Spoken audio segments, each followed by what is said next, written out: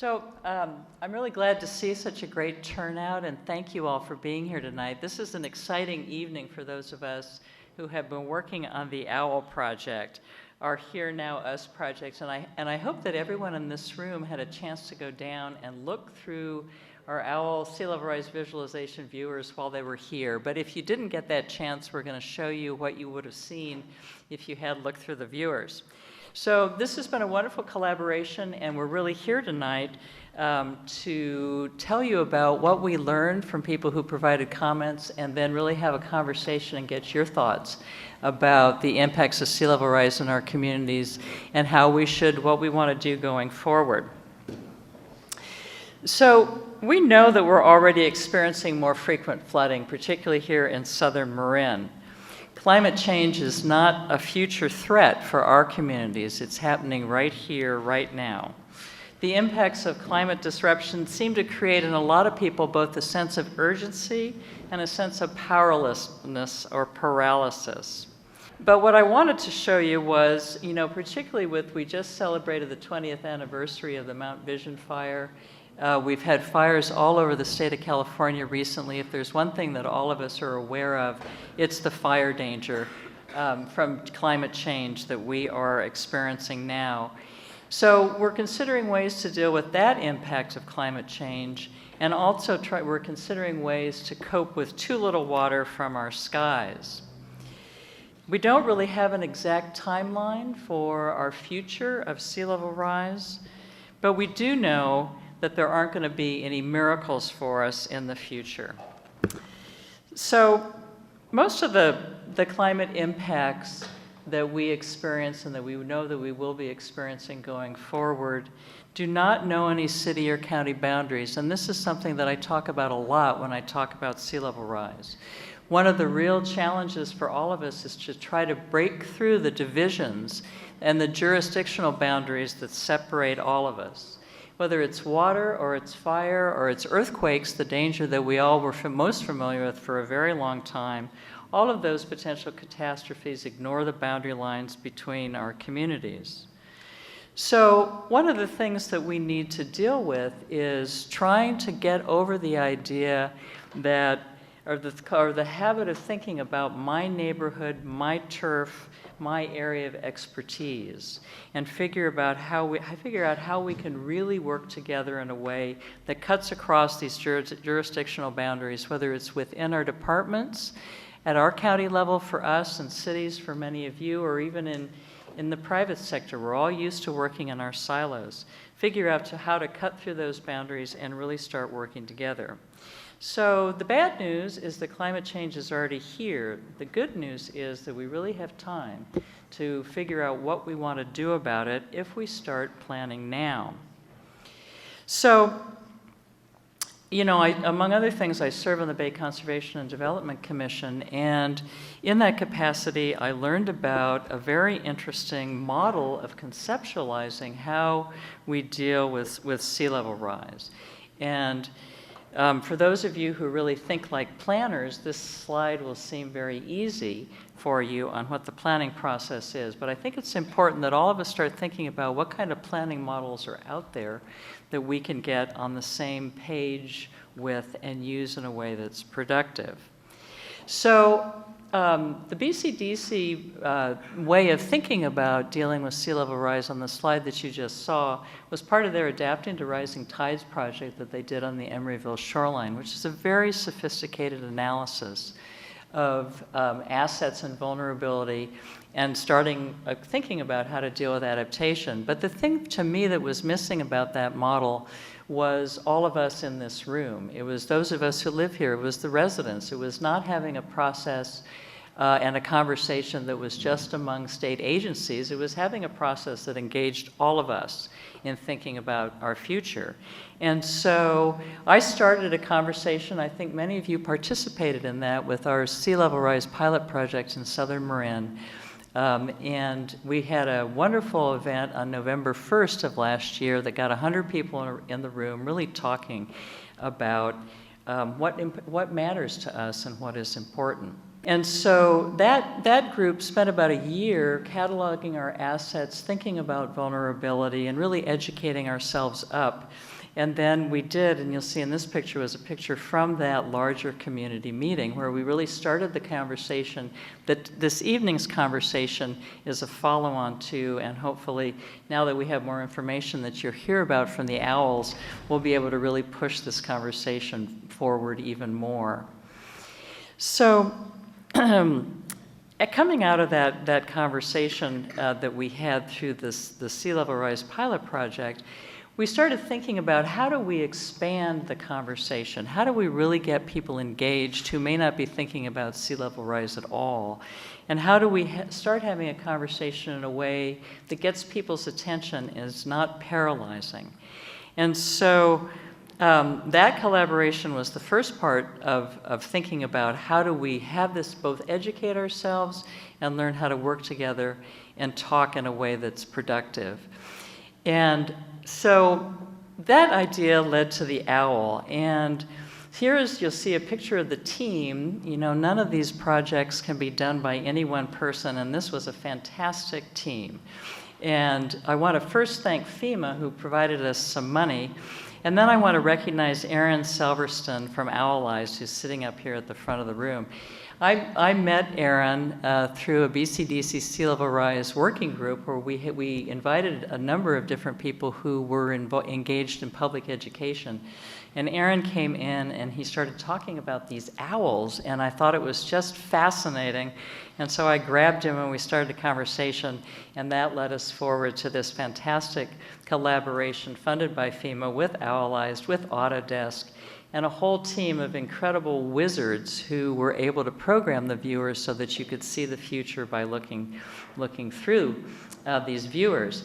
So we have had, during the several months that the owls were on the multi-use pathway at Miller at the intersection of Almonte, we've had almost 4,000 individuals who have looked through the viewers and given us comments about what they thought. And Dr. Suzanne Moser, who is over at the table here, has been analyzing that data and is going to be telling us about what we learned from the people who made comments. And Kara Pike, the executive director of Climate Access, who's also been an integral part of this process, is going to talk to us more about what we learned through people who commented from the owls. So mostly we want to present that information, and really then we want to hear from you. Before we do that, though, we want to tell you a little bit more about what's going on at the county. And so you're going to hear from Jack Liebster, who's the planning manager in our Marin County Community Development Agency, and Chris Chu, who's our senior watershed planner with our County Department of Public Works. They're going to talk about the risks that our county is facing both from flooding and from sea level rise. And then we'll turn to Dr. Moser to tell us about the OWL project. So I think, Kara, you are on to get us started into the rest of the conversation. So thank you all. Thank you very much, Kate. And I also want to thank Leslie Alden for all of your partnership and support around this entire project. So thank you so much. Thank you for all coming to this conversation. And Kate walked through some of what we're going to cover, but I just want to really make clear the goal. We want to share with you some of what Marin is already doing. One of the things that we heard in the comments from the viewer is people want to know more what's going on. So we'll spend some time doing that. But mostly we'll be in small discussions at the table. So really in conversation about your concerns about these issues, as well as your ideas for responses and how to prioritize different choices. So we'll have most of the evening in small group discussions. We will have a chance to hear back from a few tables after each of the conversation pieces. We are going to have note takers at the table. So all of your insights are going to be captured and fed into some of the planning work that you'll hear about from Jack and Chris, as mentioned.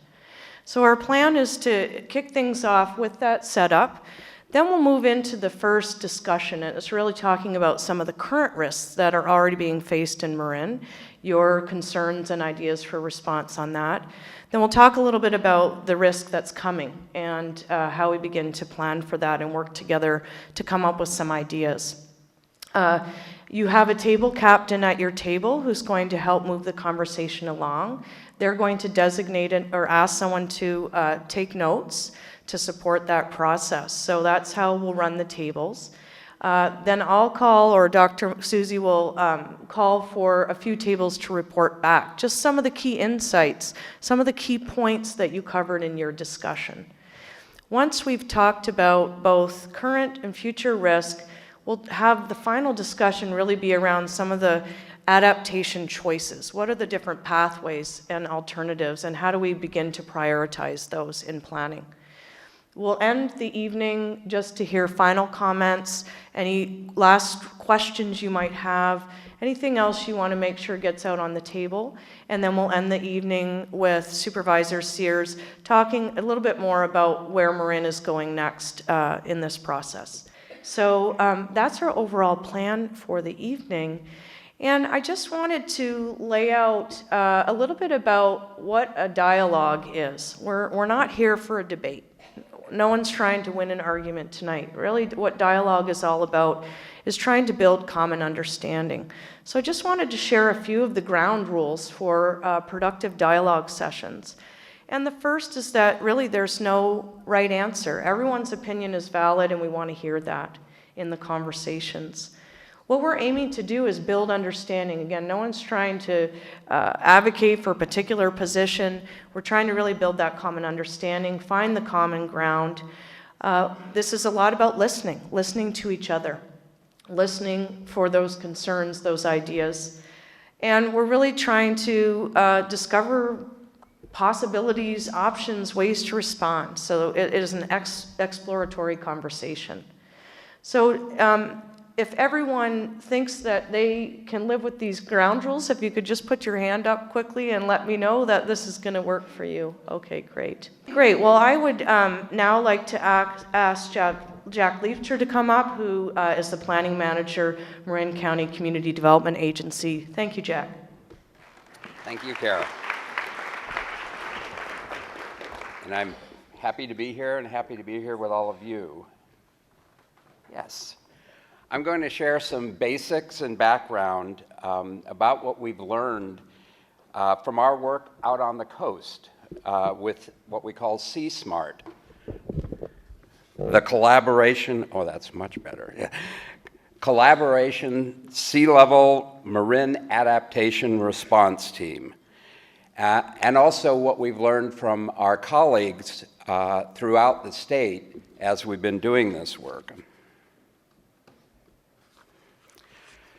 First, on the basics, this here is the official guidance adopted by the state of California for sea level rise.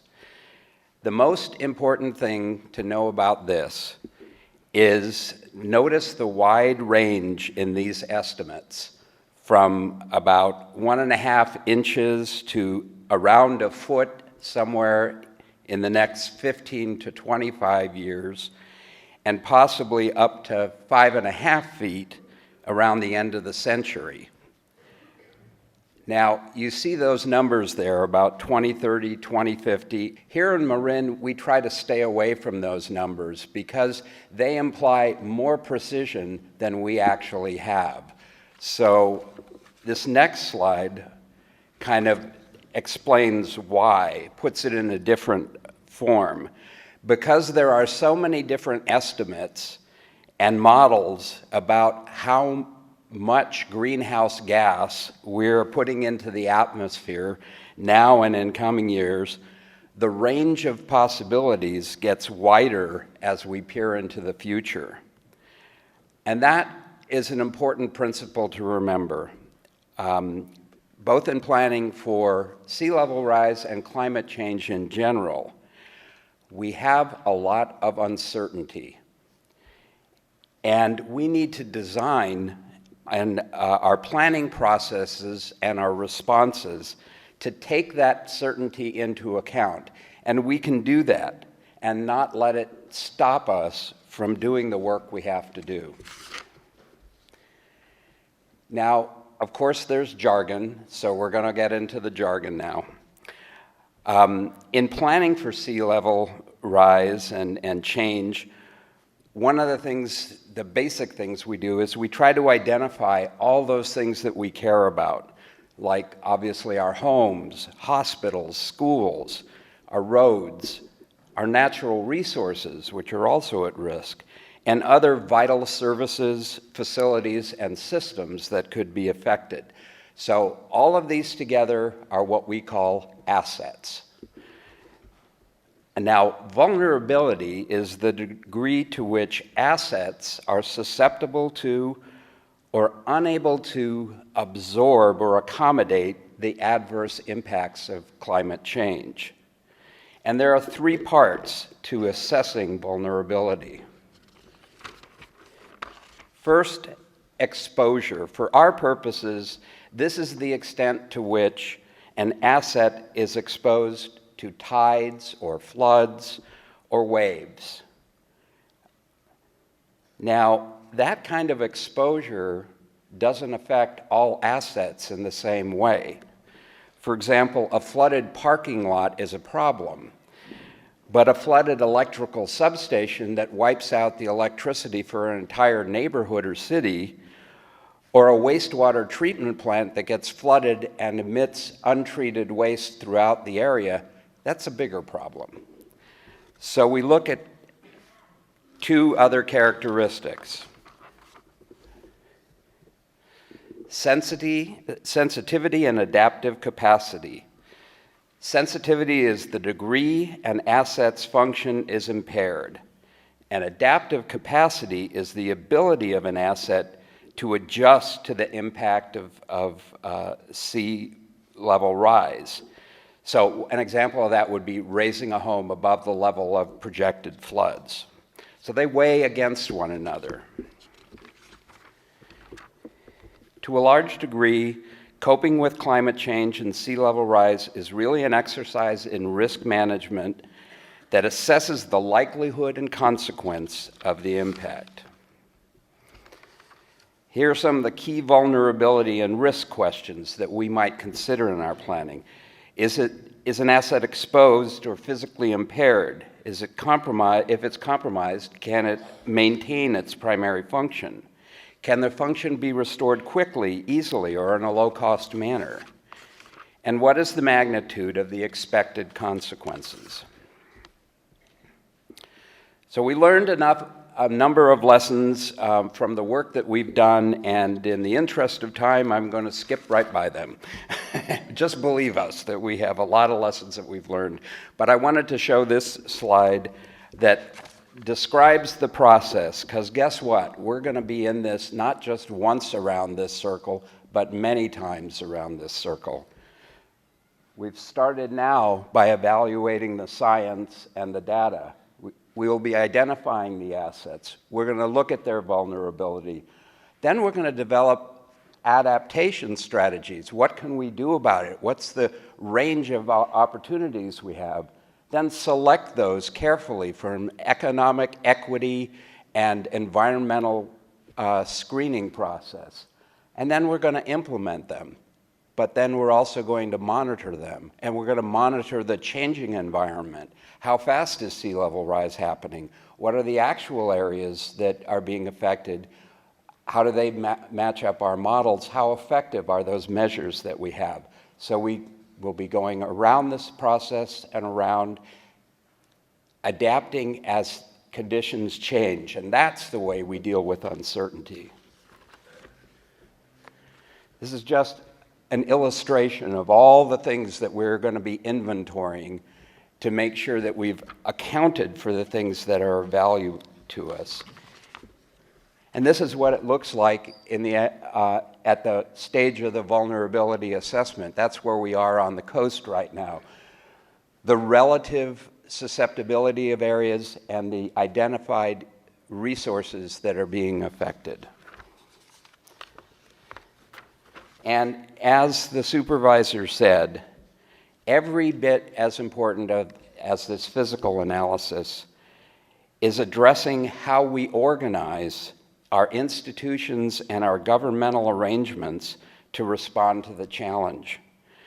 Rising and raging waters don't respect city limit lines or county boundaries, nor are they constrained by departmental organization charts or what special district has which responsibilities. The silos between departments need to become more permeable at all levels, city, county, all around, and the cooperation expanded among different local governments and different agencies with functional responsibilities, and we've started to work on that. Now, one last shameless plug.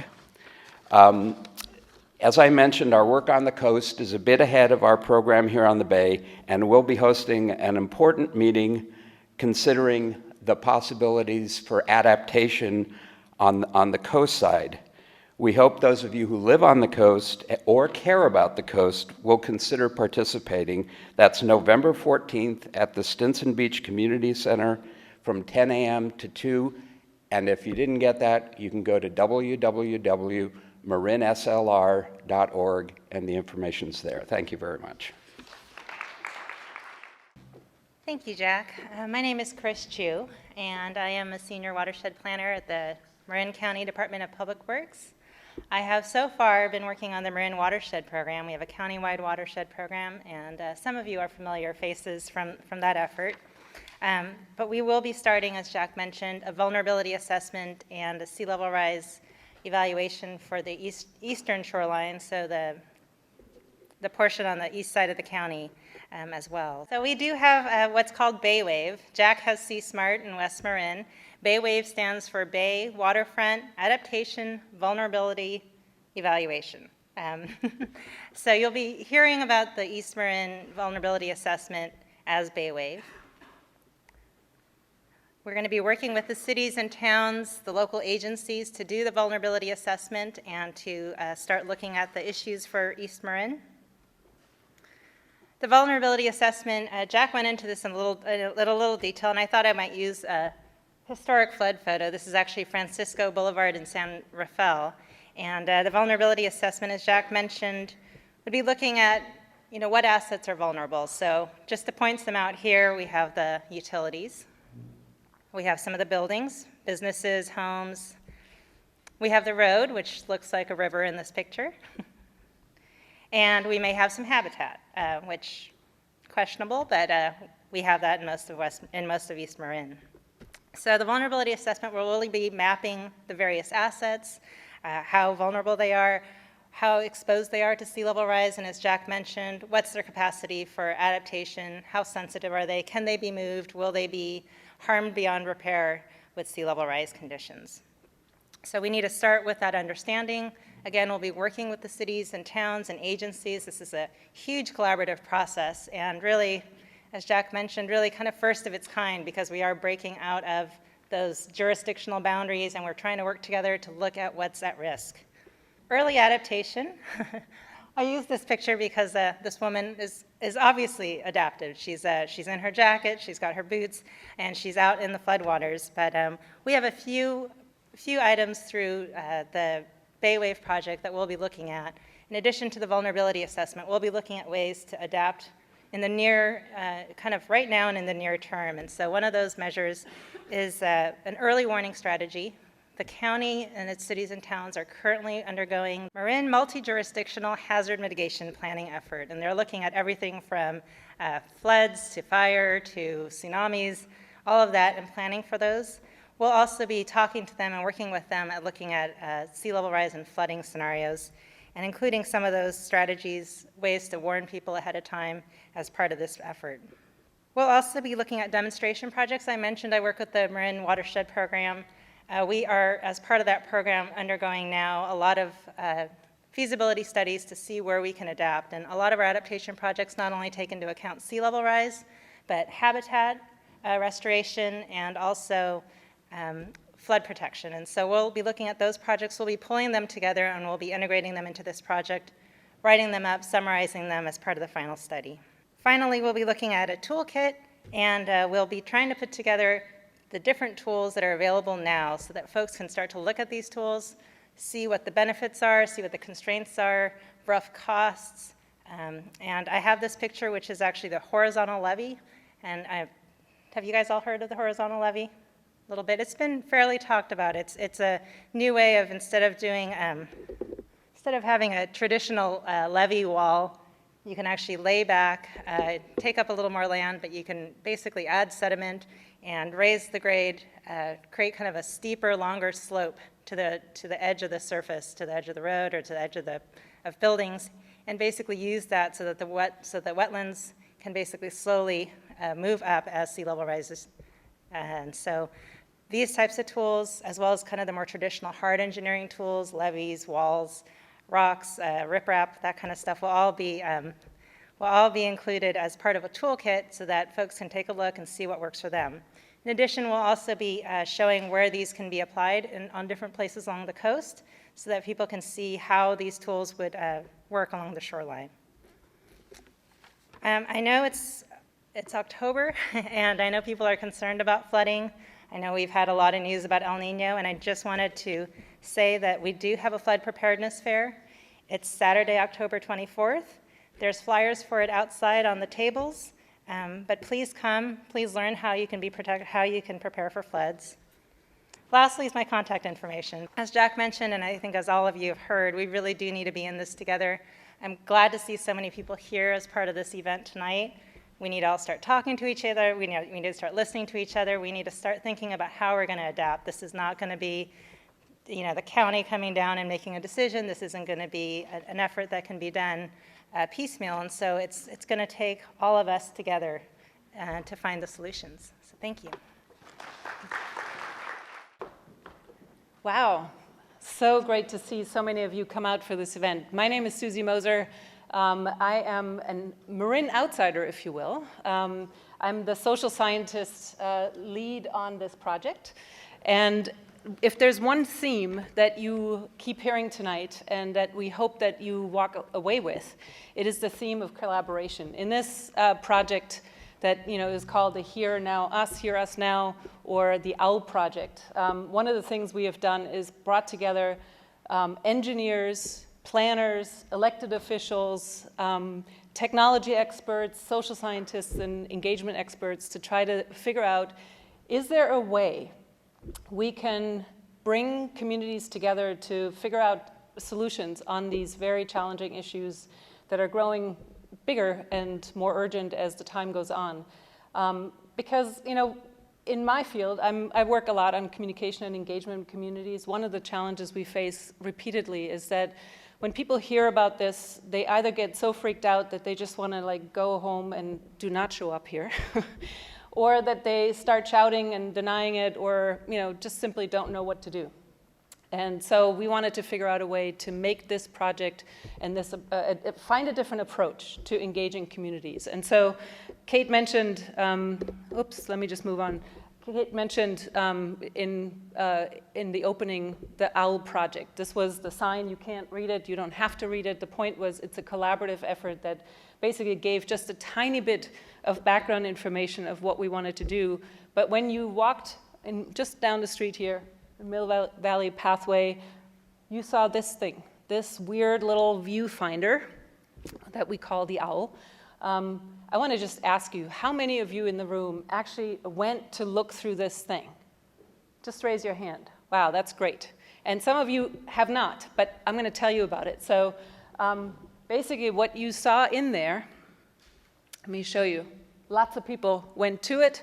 Young, old, of all variety, people wanted to just see what is this about. It's basically giving you a little peek of the future. It was this viewfinder, the typical traditional thing where you had to put in a quarter. Well, this one was for free. We should have told you that. But when you looked through, what you saw was, this is what right now, in dry conditions, what you would see. And when you looked through it, what you could see is what it looks like with current king tide conditions, right? So behind this simple picture is actually a huge amount of science and a huge amount of technology to make this happen. But basically, it is putting the experience that you have had, and we come back to that in a moment, the experience you've already had through that viewer, so you could look through it and see that. And then we raised the sea level. And basically, at that time, ask you what's your concern about that? Do you worry about that? Do you not worry about that? That was really interesting to us from the scientific point of view. We also put in there just a couple of the possible options. So imagine you stood in that very same spot and you had to protect against sea level. And what you would see, if you literally built a traditional seawall, it would block your entire view. So whatever you just saw before, you still see the scenery behind. Now just imagine we block against that kind of sea level, and you would see this if that was built in place. Alternatively, you could build something that looks like this. And so again, we asked people how they felt about it. And I want to show you very briefly just the results of, just top level results of how people in your community looked at this. More than 3,500 users looked through this and answered or began to answer the question. Not everyone finished it, but that's a different topic we can come back to. Let me show you the level of concern about existing flooding conditions. So just the kind of king tide stuff. What you see here on the very far to your left is when people are extremely concerned already, very concerned, somewhat concerned, not very concerned, or not at all concerned. That is about current flooding conditions, okay?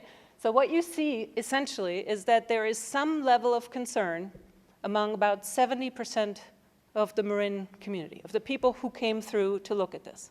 70% of you are to some extent concerned. When you then showed them the 3 foot level higher, what you see is that on average, actually it stays the same, except that the people who were not very concerned coming in, there are fewer now, and more of them are now very concerned. In other words, that would really start to worry people if we got that kind of concern. It's probably why you are all here. Well, what we also learned is how much do people want to get engaged? And I'm going to walk you through it. We asked them simply, what would you most like to be doing about this? So some of them said, I don't want to have anything to do with this. I don't want to talk about it. Some of them said, I want to learn more about the seawall, more about the eco-berm, that green option. Some of them, I want to learn about both, more, and some about even others. So most of the people want to know more about all these options that are available, and then some. And finally, we asked them, would you like to stay engaged? And what we learned there is that very few people, 15%, probably not here, said, I'm not going to get engaged. About 25% said, I'm interested, but I'm probably not going to show up tonight. Also probably not here. The rest of them said, I'd like to get more info. I want to learn more about it. I want to come to this meeting and other meetings, and I want to know what I can do. That's the kind of responses that you see. And I assume that that's you. So we're now going to get into conversation. Let me just very quickly ask you, is there any clarifying questions? We're not going to go into long discussions, just anything that top of the mind. If you didn't get the answer right now, you would not be able to continue with the conversation that we're now going to start into. I hear one. Shout very loud. It was located on the Mill Valley South Toledo bike path, very close to the school.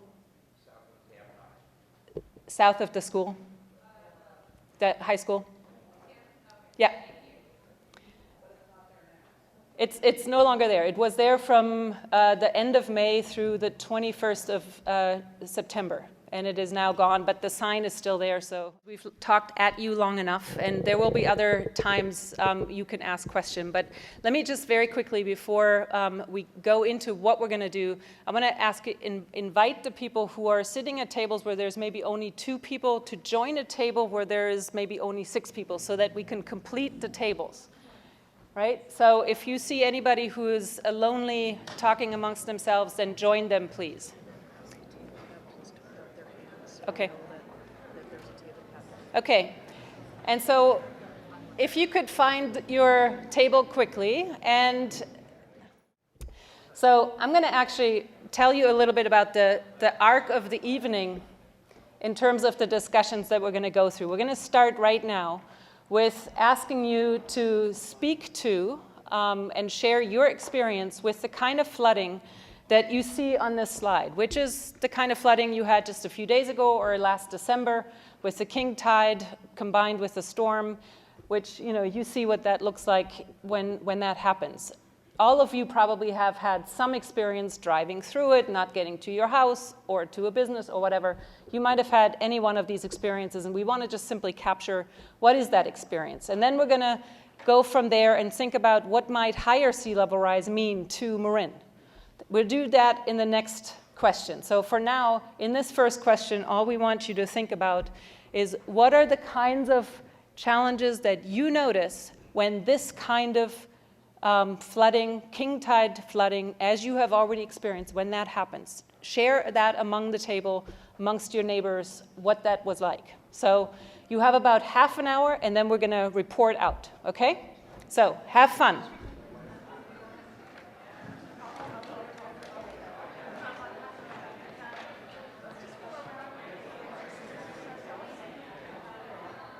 So if I could just ask you to bring your conversation for the moment to a close. What we would like to do actually is to have a little bit of reporting out to the whole group so that we can see what are the concerns across the tables. And I have a very highly scientific chart here of how we're going to do this, which is that after each of the 3 questions, we will have 4 tables, in the last case, 5 tables reporting back. And we're not going to hear from everyone at the table about everything you said. So that's why we have a note taker, to capture the essence of the whole conversation. But what we want to do right now is to hear from the first 4 tables. And here is my guiding question to you. And you can pick whether it's the note taker or the facilitator or someone from your table who will answer. You work that out. But what I want to ask you about is, in your circle, at your table, what was the most common concern that you heard? And so I'm going to ask that table to be one of the first to report out. So, and I'm going to come with a microphone so that we can actually hear you, okay? This table here. So can one of you... Okay, so just tell us what is the most common concern. So the common concern is lack of having done anything already. To a certain extent, we have both towns and unincorporated areas here. And speak up so that... Okay, we have towns and unincorporated areas both at our table, and concerned about the lack of things that have been done. And the thing that I thought was most interesting is that there was historically started community improvement districts in several of our neighborhoods, and people have worked together locally to solve problems. And one where the town was waited upon, if some leaves plugged up the flood drain, and the pumps failed. And so, but because they were waiting for the bigger entity, whereas maybe it's possible to have much more local focus and really deal with what's happening on the ground.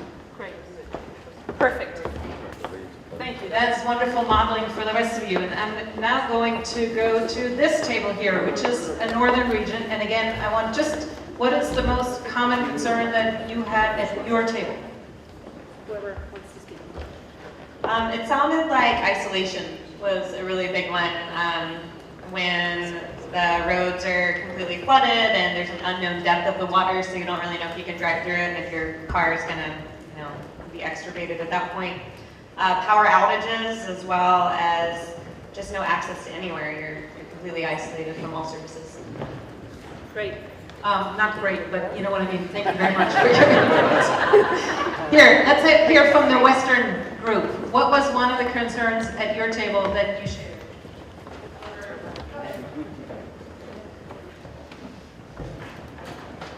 I think one of the main concerns had to do with transportation. That when there is flooding, then there tends to be, makes it hard for people to get around. Another thing is that water supply,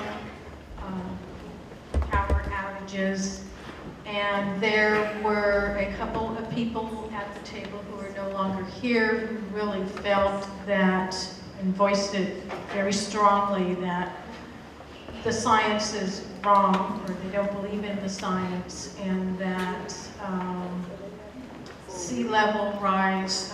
They haven't seen it, they haven't witnessed it. One's a sailor that says, I look at all the charts for years, been a resident of Marin, so you had that being voiced very strongly too. So not just assets at risk, but also finding a common understanding of what's going on. So let me turn to your table, a southern table. What is a common concern here? It's one that's already been brought up, which is the ability to get around, to get access and egress, whether personal, for everybody, but also for emergency vehicles. And that's the general consensus of whether you live in the hills or live in the lowlands. Obviously, the people that live in the lowlands have a lot of other concerns, especially at this table in the Tam Valley area, because we have two things going on. We have the land sinking and the water rising, which is a very difficult, poor confluence of events to deal with. Thank you. That is just great. Really appreciate it. We're now going to go into the second round of conversation where we, if you will, up the ante. And I'll turn it here over to Karen. Great, thank you, Susie, and thanks everyone. I was at a table and heard a lot of really fascinating ideas. One of the things that came up at our table is that there's no emergency alert system for flooding. That we have it for fires and other things. City of Mill Valley has a system, but when you have these transit problems, it's hard to even know how it's going to impact, or when you have the flooding, it's hard to even know how it's going to impact your ability to get around. So just some real interesting comments, so thank you everyone. So let's go now to what are the risks that are coming. So we've already talked about the current floods, you're living those, you're experiencing them. One of the benefits that we have in the Bay Area is that there's a lot of historic data that goes back a long way in time, geological estimates using tide gauge and satellite data. So it's really clear what the trends have been over time. And one of the things that has happened is that already the Bay Area has seen 6 inches of sea level rise in the last 100 years. So I believe Jack made the point, we can't project exactly when we're going to see significant sea level rise, but as you can see on this chart, it does illustrate that the projections based on past trends of what we've already seen are going up to 3 feet. So again, we don't know exactly when. How quickly that acceleration happens obviously creates challenges of its own as well. So I just wanted to share that. So if you look at what that means then, that data for places that we love around Marin, this is back to where the owl viewer was. And one thing that's important to note is that when you have king tide and storm surge on top of it, you're already getting to 3 feet of flooding. And this is that same Miller El Monte location right near Tam High. So that's now temporary. It moves in and it moves out. But when you look at the sea level rise projections, it basically means that level of flooding would stay. It wouldn't move in and out. So areas like this that are getting that temporary impact would have regular impact. The other thing, when this kind of flooding happens, there's already estimates out that are done by the California Energy Commission that if we're looking at 3 feet of sea level rise, that's estimated to put more than 200,000 people at risk in our community and cost $49 billion in replacement costs throughout the Bay. So that is a lot of money and a lot of people who could potentially be harmed. If you do, I know I asked you not to use your smartphone, but if you do have it and you want to pull up the URL that's on this slide, you can actually see a panoramic view of this Miller El Monte location with that 3 feet of rise. And so you can see it does, start to get close to places like the Redwoods impacting places like Tam High. So obviously a lot of concerns about what it would be like if this becomes the norm. So with that as background, I want to move to the next question and ask your table captains to take the lead. If this type of flooding becomes the norm, What are some of the challenges that you expect people and activities in Marin to be impacted? What are the impacts that you see? And then a second question, at what point do these impacts become unacceptable? So what's sort of that threshold where it's no longer acceptable to just try and manage this? So we have about 30 minutes for this piece too, so we'll do the same thing where your table captains will lead you through the questions, and then we'll ask for new tables to report back what their key takeaways were from the dialogue. Okay, great. Thank you. Okay, can everyone wind up their conversations? We're going to ask 4 new tables to report back, representing the 4 different regions of Marin. So if I could have everyone's attention over here, please. We're going to start with this table from the south. Great, everyone, thank you so much. We're going to hear from the southern region first. And the same question that Susie asked, what was the main theme of the conversation? So who's going to report back for your group?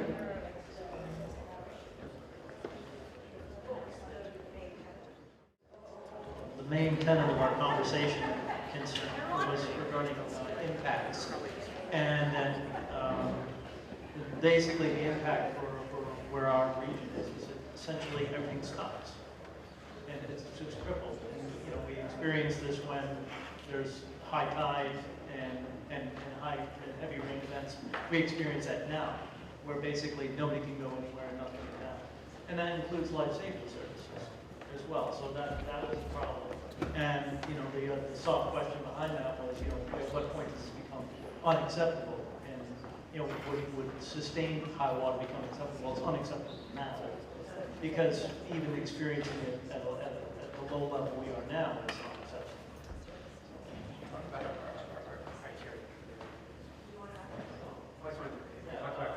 But our criteria for around solutions would just be regarding efficacy and longevity, kind of secondary to cost. Thank you very much. Okay, now I'm going to go, you guys already reported out, so I'm going to ask this table from the Western region. Who's going to report out for your group? So in response to the question about responding, we considered a couple of things that would impact how we would respond, and some of that was how we would mitigate using seawalls, how the residential homes and businesses taking the brunt of the flooding and the traffic, how we would be able to respond. The more we talked that through, we realized unless we had a holistic approach, we could be impacting people around us. So the need for an integrated plan was, I think, agreed on at the table. Then, let's see, there was also an interesting thing brought up that in some cases, the owners of property around the bay are, the property's in private hands. This is going to be very costly for these individuals to mitigate, so a response may be exploring with other agencies how there may be funding or some kind of loan system for them to do the work. Wondering about the insurance companies, maybe getting them on board, how they may be part of this and what they'll be willing to pay for. And then we talked about possibility that some of these areas may not be able to be inhabited. So if there was a destruction, they may not be able to be rebuilt, not necessarily with a taking, but someone suggested that there may be a way to explore ideas besides just saying through zoning that maybe there's a transfer of property rights or something like that. I think that's it. Did I miss anything? Great, thank you, Vicki. Okay, who from this table would like to report out? You ready? Okay, great, thank you. Okay, for the first question, what kind of responses might be needed? We were thinking people might abandon their homes, boating would increase, we would lose recreational activities, but foundations would be impacted. There would definitely be divisiveness in neighborhoods, there'd be factions. It would probably, people would demand action from the politicians at the local and county levels and state. Are we answering the second question? Go ahead. Okay. So when would flooding become unaccessible? No, unacceptable. Basically when it disrupts the normal flow of life, and that includes education, children going to school, people going to work. It would affect property values and affect the tax base. And then we also have concerns about health concerns with the impacts on sewage and drinking water. It's interesting, as the table I was at earlier, some of those same issues came up around current flooding as well. So now, have you guys reported back yet? Your table? You did, all right. Okay, where's my other north table? Guess good on that. What's that? The north became the south. Okay, great. That's great. Okay, thank you everyone so much. So we're going to turn to our third question. And let me just set that up a little bit. So you saw two graphics of sea level rise, which they all looked, like a fan of possible outcomes of what the sea level rise might be. The reason that fan is so wide has a lot to do with our current understanding of how society will choose, and it has a lot to do with our current understanding of how ice sheets in particular, which hold most of the water on Earth, how they will respond to the kind of warming we see. So that's why there is this uncertainty. Having said that, it isn't like, there's no sea level rise, no sea level rise, no sea level, and then it's going to jump up all of a sudden. It is increasing at a pace that we will see how fast that will happen. But it will happen over time, and we don't have to do everything at once. We have time to figure out what we will do, okay? Now, what you heard earlier from Jack and from Chris is that the county is currently assessing which areas will be affected, how soon, by what kind of sea level rise. You will get that information. So right now, we're going to go into something that is a little bit more hypothetical. I want you to imagine for a moment that there are two sites, areas, spots on the map that are exposed to the same level of risk, okay? Two sites that simply will face the same amount of sea level rise, but they might actually, which one to prioritize in terms of doing something about them, protecting them, or taking some kind of response action might differ depending on, maybe it's an access road, maybe it's a nature reserve, maybe it's somebody's house, maybe it's a business area, maybe it's access to school. We don't know. There are many, many different contexts. And what we want you to think about in this next question is, what considerations would you want the county to take into account in choosing between which to prioritize? If we can't do everything at once, similar areas are at similar risk, what considerations would make you want to say that one has to be dealt with first, then that? What social, environmental, economic, or other concerns would you want to be, in that decision, okay? So what we want you to do, is to simply answer this. What is critical to weigh in choosing the priorities? And after you talk about that for a little while, I want you to think about, similarly, what kinds of criteria ought to be taken into account. We already heard this a little bit earlier. What criteria ought to be taken into account when you have to choose between what kind of response? Are we buying out? Are we building a wall? Are we building a berm? Are we, elevating houses? What kinds of considerations ought to be considered in that decision? Okay, so start with which areas to prioritize. Okay, we're good to go. So you have, again, about 20 minutes to discuss, and then we report out from there and go to a closing discussion. Have at it.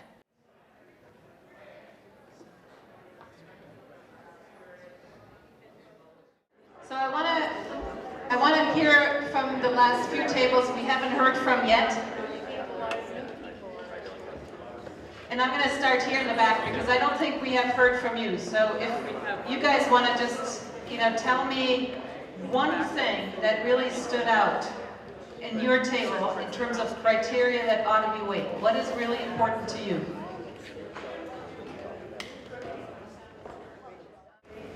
Well, our table was really in favor of long-term planning, and that I know that's not directly answering your question, but we think that by getting going on the more comprehensive integrated plan that looks at which assets are most vulnerable and most essential, so that rather than beginning by picking site A or site B, there'd be a context of the plan. And then I was told by my table mates that I could give the "why don't we make things better" speech. Which we were talking about, which was, as we go through this process, which is going to be inevitable, could we embrace it and think of it as a way to achieve things that the community wants? So while we solve the problem, can we also make things better and identify the things that will provide tangible improvements in our town as we make this unpleasant necessary investment? And also, can we leverage private dollars so that, so we said if we're picking between site A and site B, and they're both incredibly essential, super important, they're all important priorities, but if site A has some private development potential that can help reduce the cost for taxpayers, we might pick that one, so long as it made the town better. Thank you very much. I think that's a really great summary. I'm going to ask, I think your table hasn't reported yet, so Amy. Our table spoke about suitability analysis, so it's not about looking at just the flood risk, it's looking at the whole benefits, the community value of the area, but we also definitely spoke about the need to start planning for the whole bay. Sea level rise is not just going to be affecting Marin. We need to be making tough decisions in advance, but coordinating with regions, with the state, and kind of looking at the whole watershed. One of the things we discussed, it was some nods around the table, is that I can't believe I lost it. Oh well. We'll come back. Don't lose that when it comes. Okay, so your table, Aaron. So we're Southern Marin here, and one overarching theme that occurred throughout the evening was we should prioritize solutions that affect the largest number of people. And under that umbrella, infrastructure was also a very common theme. Access, being able to access. There's some folks here from Marin City, which only has one primary road in and out, which when it gets flooded, Marin City turns into an island. That has severe implications for human safety. But ultimately, in order to affect the greatest number of people with solutions, it came up that we should be thinking about, like what Amy just said, implementing infrastructure solutions in the bay, closer to the source, closer to the Golden Gate, whether that comes in the form of a wall or huge earthen levees or whatever system it might be. But with a huge infrastructure solution like that, the challenge becomes financial and political. And so there seems to be a correlation between the size of the solution and the challenges represented politically and financially.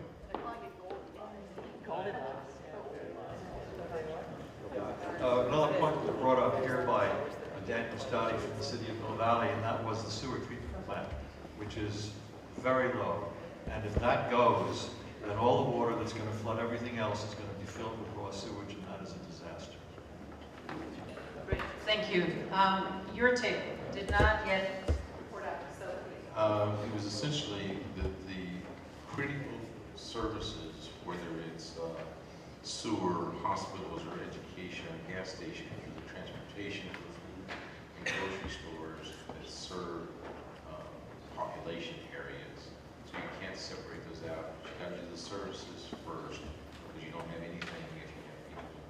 Of course, the parts of the choices are, we might have to give up on some of our favorite things, like having 100 different governmental entities, so that we can make decisions and move fast, so that we don't have to have so much leadership pounding out decisions between them. We can have people who know what they're doing make the decisions. In terms of what we do, it's like always costing the option, and then making great attention to will the solutions work, and to be sure that we know what we're buying in terms of both the people who are doing it and the citizenry and the politicians understand, like really understanding what building for a 100-year flood versus 500-year flood means, and it's not always what you think. And so I think that sort of sums up a good amount of it. Interestingly enough, the environmental and endangered species did not come up at the top of the list. People did. I remember.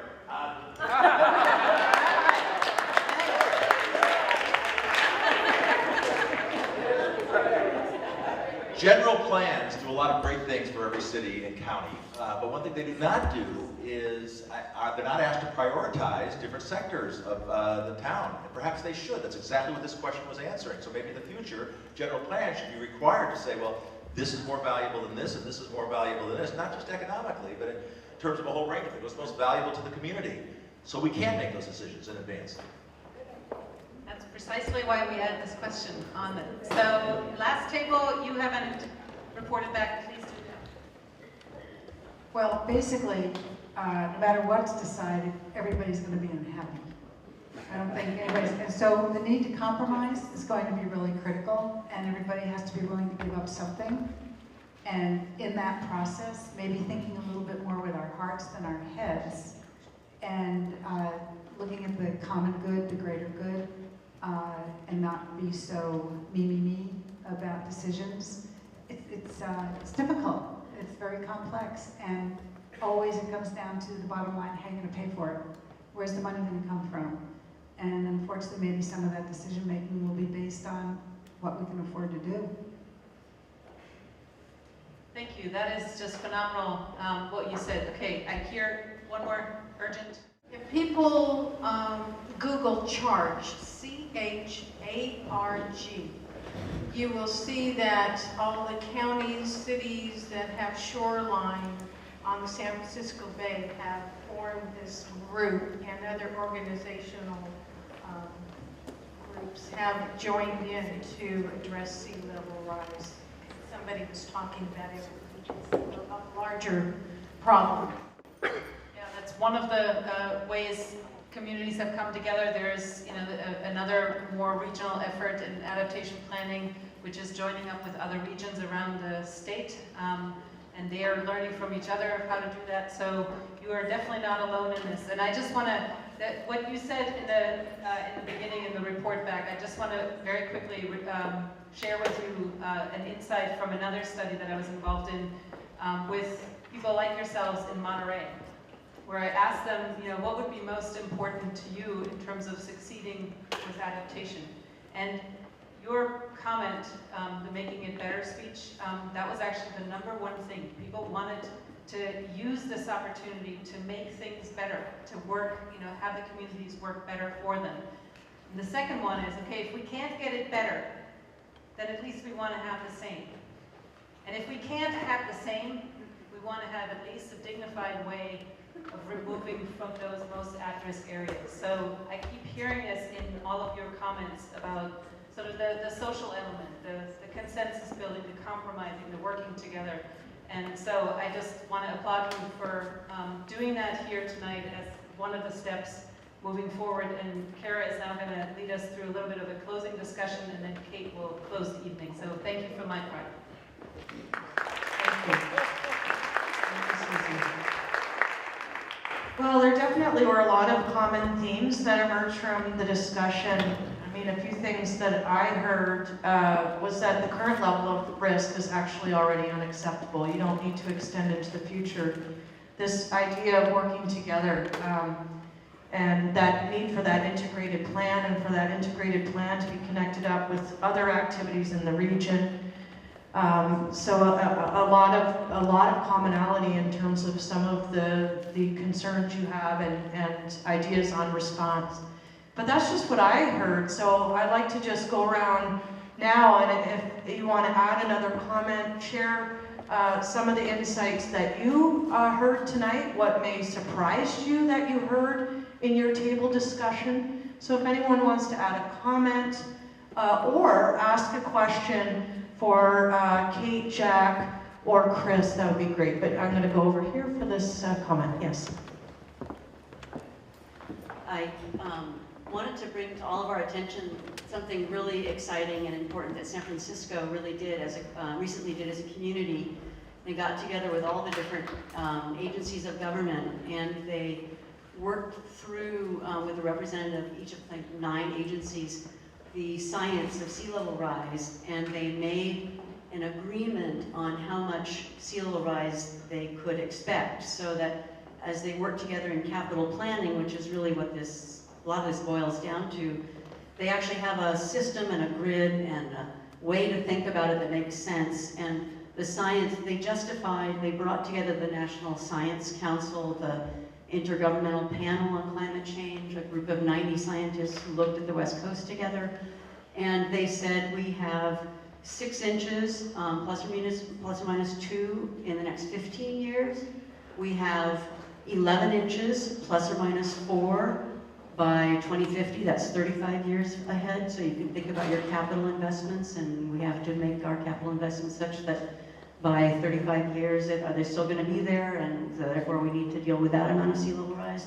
And then by 2100, 36 inches, plus or minus 10. And you can see it on San Francisco, or onesanfrancisco.org, I think it is. But it's really important because the scientists can't say it's going to be this amount, but any political group can agree together on figures that we can use together in planning. You know, I think that's a really, really important insight. And just to pull from another example from another part of the country, Southeast Florida, who's already facing a lot of flooding risks, this is exactly what they've done. But to the point that people made about the need for a regional response, 4 counties came together in Southeast Florida, representing 5.5 million people and 117 different municipalities. They agreed in the exact way that you said, and as a result are able to do this kind of integrated planning, and we're able to bring in a lot of federal money because the federal government was dealing with one entity for the whole region versus 4 counties and 117 separate requests for their services. I'll come right back to you. I'm just going to go over here to Bob. This is really just an expansion of the comments that you just made and the last person about what's going on in San Francisco.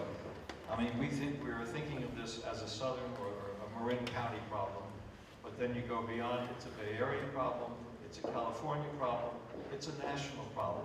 There are areas all over the country that are going to suffer the same things, and if everybody is trying to do it on their own, that's just a huge waste of money. And if there's some way that this could be made on a federal level so that there's coordination and ideas from other areas are shared, so that we don't, everyone doesn't reinvent the wheel in their own community, that to me would be the best way to approach the whole problem and not just our local problem. Kara, should I go here? I actually had one over here first, and then we'll go to your area. Great, thanks. Hi. So I think that one of our primary jobs right now is to keep adaptation, or to begin to bring adaptation into the public's vision and make them understand that this is coming. And I think that that might actually be our best chance at containing sea level rise, because once people start thinking, I always hand out these BCDC flood maps and events we're doing, and I don't hand them out at the beginning, I hand them out and I say at the end, I'm going to give you a flood map so you can see where your house is. And everybody immediately, at the end, opens it up, tries to see where their house is, and they start thinking, maybe I should be starting to think about mitigation issues and actually getting engaged in climate. So I think while we're in this planning phase, that keeping it very public and something that's in their view constantly might help with both issues at the same time. Well, as you might imagine, we're supporters of visualizing the risk. At the risk of making this a little more complicated, I was thinking when I heard that comment about San Francisco's agreement on sea level rise that there's also some reports that have been published recently showing the shift in climate that's projected. And it's projected that the Bay Area is going to get more hot in summer and more cold in winter. And even San Francisco State University is planning their buildings so that they can insert air conditioning in the future because they're looking at 110 degrees in summertime in the future climate.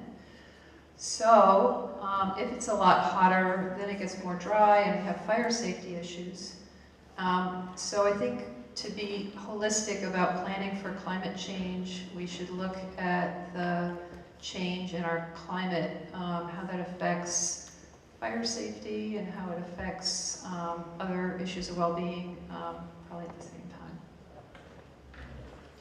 So we had quite a lot of discussion at our table about the need for collaboration among the agencies. We even had discussion of streamlining government so that we can get over ourselves. And I just want to stand up as a Mill Valley Council member and thank Kate Sears for hosting this and to tell you that collaboration is being built in on the ground floor thanks to Kate's very open and engaging approach to the community here tonight. And I can tell you to the city of Mill Valley, we are a full and welcome partner, and I just want to thank you for building collaboration in from the ground floor.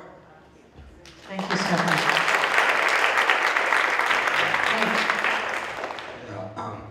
Excuse me. I just wanted to chime in here and say that I was sort of surprised tonight. We're implicitly talking about the future and future generations and how our decisions we're making today are going to impact them.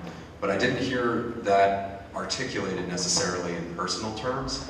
And while we're all glad that you didn't bring your grandkids to this for any number of reasons, I hope that people are going home and speaking to their kids and their grandkids and the next couple of generations about what you were doing tonight and what you were talking about and why it matters. That is the biggest and best investment. I mean, here we are, we're talking about infrastructure, etc. That is the easiest, low-hanging fruit and the most impactful investment that you can make, having open and honest conversations with young people about this. Great, thank you. Okay, we're just going to actually jump off that and ask Lauren to talk a little bit about the youth work that is going on this topic. Great, thank you. So on that note, Marin County is piloting a high school sea level rise pilot curriculum this coming year. We're asking students to go out and document the king tides as part of a data collection process and kind of weave that into the overall planning that's going on around sea level rise. So we're very excited to hear from these students, and we'll be coming out with the YES toolkit so that if other jurisdictions would like to recreate this curriculum in their area, they can do that. So if you're interested, if you know any high school teachers that might be interested in this curriculum, please come and see me after. I'm Lauren. Thank you, Lauren. We already went to Tampa to play twice with the high school students, so we're trying, we're working it out. Great, thank you. Okay, Deb. I just wanted to, basically, Stephanie said what I said, what I wanted to say also, but this is a unique situation. It's something we know is coming our way. We know it'll affect all of us. And we also know that push is going to come to shove. If not here, elsewhere in the world, all around the world. And it's absolutely critical we have time to plan, that we lay the groundwork now. We think about it. We can see it coming, and we establish a process of resolving inevitable conflicts and tough decisions. It's a chance for us to rethink. It's also a chance for all of us to build something new, build a new process where we work together. We have to lay that groundwork for working together, for planning together, and for making tough decisions. And we can see it coming, we know it's coming, and now is the time. And thank you very much, Kate, for doing this. Thank you, Doug. Yeah, back in the room. So this is great. Thank you all very much. For the record, I was going to bring my 11-year-old, but she begged and pleaded not to be dragged to this, so I let her off the hook. high schools are great. I was at an event with a couple of you last night, a political event, and the political event was rich in the wisdom of people who had lived in town for 30 years. And they would open their comments by saying, I've been a homeowner for 22 years. I've been a homeowner for 40 years. And most of the people I've seen in this room who are in their 20s are here for professional reasons. I may be missing a few. But this is partly on all of the politically active people in this community to not make politics in this community a network of great, wise veterans who have many things to offer, but who also need to incorporate the views of younger people. And I completely agree with this gentleman about talking to your kids and all that, but it's also about networking and it's also about power and making sure that the way that Marin runs on working people, and oh my goodness, somebody who's not a homeowner and who can't stand up at the meeting and say, I've been owning for 25 years. It's our job to integrate those people because we are the ones who are showing up now and making things happen, and we need to give them open doors and engage them so that they can plan for the future that they are going to live at least as richly as we are. Thank you. Now, if you visited the Owls, you may have noticed that one of the things you can do is leave an audio recording, and a lot of young people left recordings. And part of what we heard was, we think Marin should lead because we can. Because we're actually part of the country who could lead on this. So I just wanted to add that. I was just going to comment because we've been talking about dealing with the issue on a very local level, and some people raise, addressing it on a national level. And if you're not aware of the Citizens Climate Lobby that is working to put a price on carbon at the federal level with all revenues returned to households so that we can address it on a very personal and local level, I just recommend you look into that. It's a very active and effective group. Thank you, Rachel. Anyone else have a comment, question that they want to put out at this point? Great. Well, thank you all for your openness, for your willingness to engage in dialogue, for all of those amazing insights and comments. I'm going to say thanks on behalf of myself and Susie and turn it back over to Kate. Thanks, Kate. So I really want to thank everyone for being here tonight and for staying as long as you have and for having a fantastic conversation that you had. And just to comment on a couple of things that people brought up, particularly in this last kind of round robin. Somebody recently remarked to me that the average age of people who got John Glenn to the moon was 28. And I think that keys in with some of the comments that we've heard about talking to our children, our grandchildren, and making sure that all of us are engaged. And I think this room actually is a great microcosm of a lot of us of different ages. And so that's something I think we really need to keep very much on our sights. There's a lot of us who have gray hair like me who have lived here for a very long time. We're very concerned about our community because we've been here for a long time. We know a lot about it.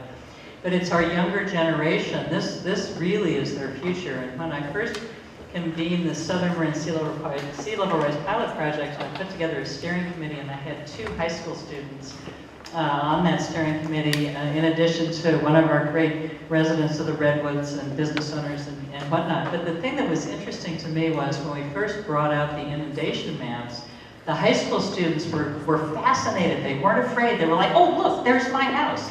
It's really underwater. And they took it as an interesting engagement, a challenge for the future, and something that needs to be done. And that kind of positive energy, that is what got us to the moon back in the 1960s. And this is energy that we can harness again to really address these issues of climate change and sea level rise. And the other thing I wanted to touch on was Doug's comment about how we need a whole new process. And I couldn't agree with that more. And it goes to the comments that were made by other people about needing to have regional solutions and national and international solutions. To me, I think that's right. BCDC is looking to join all 9 counties around the Bay to deal with sea level rise in our San Francisco Bay. But none of these, from my perspective, none of these processes will have value, will be productive, unless we keep going and doing what we're doing now. And that's really engaging all of us at the local level. This has to be a grassroots, interwoven process with countywide and regional and then national processes. We really need to approach things differently. And I kind of disagree with the comment. There's functionality in designating some entity that can make decisions quickly, but we have to stick to the core of our grassroots knowledge and concerns and energy and activism, and marry that up with information that we learn from others, and remember to always work together. You know, I think most of us can't say this enough, but we really need to appreciate what that means. And I was going around and hearing a number of your conversations, and people were talking about, well, we all know about water, right? Water moves around, and if I put up something in front of my house, that hasn't really solved our problem. That's really not working together. And so it's figuring out a new process and how to have a conversation, how to make decisions, how to make those tough choices. It's really very much true in our world today in a variety of issues. We need to make hard choices, and we're kind of not used to doing that. We don't want it. Who wants to do that? And we need to figure out ways to do it. But we also need, and coming back on what was said about what San Francisco is doing, for our internal departments, we need to think about things differently. And one of the many things that I've been pushing at our county is to get sea level rise and climate change into the DNA and the operating practices and the policy-making practices of all of our departments. So it is the planners, they play an important role, but it's also our Department of Public Works. It's the folks who are putting together a work plan. What are we going to do with our roads? What are we going to do with our infrastructure? All that thinking and all that planning needs to very specifically factor in sea level rise and climate change. And so it's getting that down to that level of how all of us operates in our job on a daily basis, and how all of us thinks about working together and communicating with each other and using our elected officials in the city and county and all the way up the chain in a way that's very interactive and collaborative. And that's what we need to do. So that's kind of a whole new world. And I'm glad to have a lot of you here to work together to make that happen. And we need to spread the word, right? This is always the challenge. How do we get as broad a public engagement as we can? And I hope you'll all be ambassadors to try to make that happen. So thank you again, and I'm supposed to remember, and this is very important, to remind you all to go to our website, www.marinslr.org. The county has created that as kind of our umbrella website, and it will have information about Baywave, which is our county, cities, and towns collaboration. Let's talk about breaking down jurisdictional barriers and figuring out new ways to work together. That's the collaborative process that's going to look at our bayside of sea level rise. It also has information about Sea Smart on the coast that you heard about today, and as well as the OWL, the Here Now Us project. So that's the go-to website. And thank you all again. You know where to find us all. We want to hear your feedback, and I really appreciate everybody's great conversation and great ideas and input. And go forth and do good.